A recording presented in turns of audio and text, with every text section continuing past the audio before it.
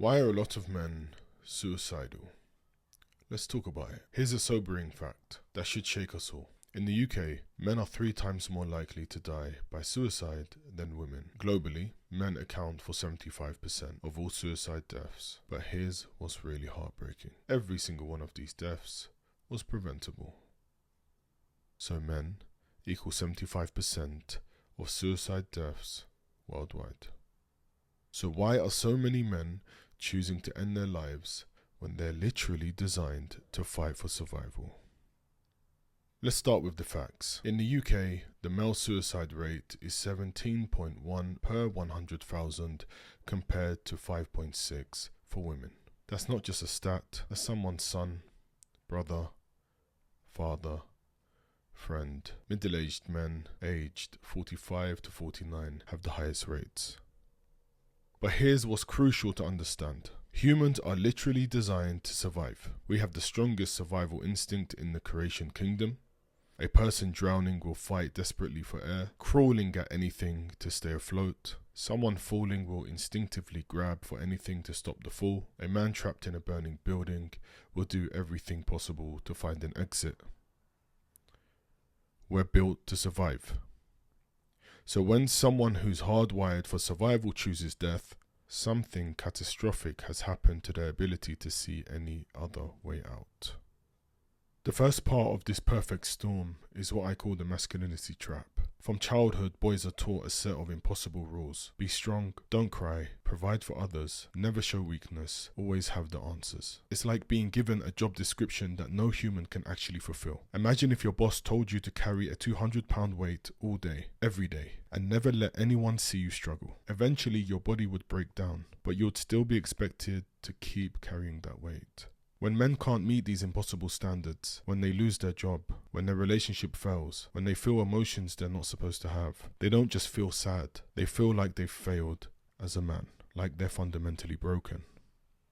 Failed as a man equals identity crisis. The second part is emotional illiteracy. This might sound harsh, but many men literally don't have the vocabulary to express what's wrong. It's like trying to navigate a foreign country with a phrasebook that only has 3 phrases. I'm fine, I'm angry, and I'm stressed. Emotional vocabulary cannot equal to limited phrases. Think about it. When was the last time you heard a man say, I'm feeling overwhelmed, I'm scared, or I feel hopeless? Instead, everything gets filtered through anger or complete silence. You can't get help for problems you can't name. And here's the catch. When men do try to express pain, they're often met with man up or stop being weak.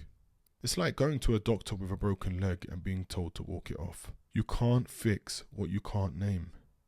This leads to the third part, the invincible crisis. Men's depression and suicidal thoughts don't look like what we expect. Instead of obvious sadness or crying, it shows up as irritability, risk-taking, working too late, drinking more, or complete withdrawal. Men's depression looks different.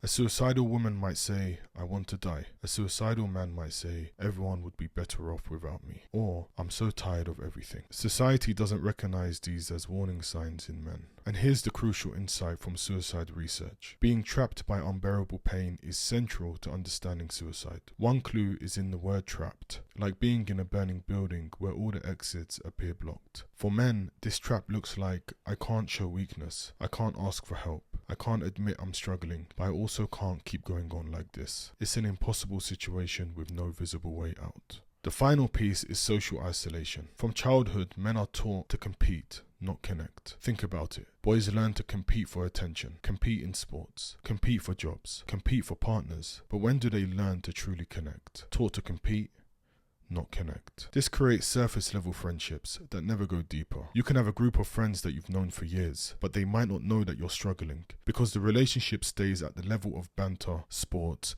and shared activities. It's the loneliness of being surrounded by people who don't really know you, like being in a crowded room where everyone's speaking a different language. You're surrounded by people, but you can't communicate what you really need. Surrounded, but alone. Men learn to perform strength when they're falling apart inside. Women typically have emotional support networks. They share feelings, check in on each other, notice when something's wrong. Men often have activity-based friendships. They do things together, but don't talk about their inner world. So here's how it all comes together into the perfect storm.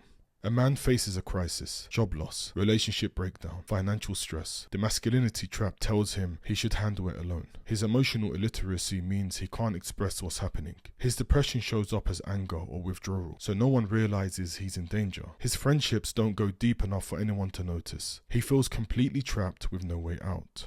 But here's the truth that gives me hope. That survival instinct is still there. When men get proper support, learn to express what's really happening, and realize they're not alone, they recover. The desire to live and thrive, it never actually leaves. If you're struggling, reach out. If you know someone who might be, check in properly. Ask the difficult questions. Don't accept "I'm fine" as an answer if your gut tells you something's wrong. Remember, you matter. Your life has value, and there's always another way out of that burning building.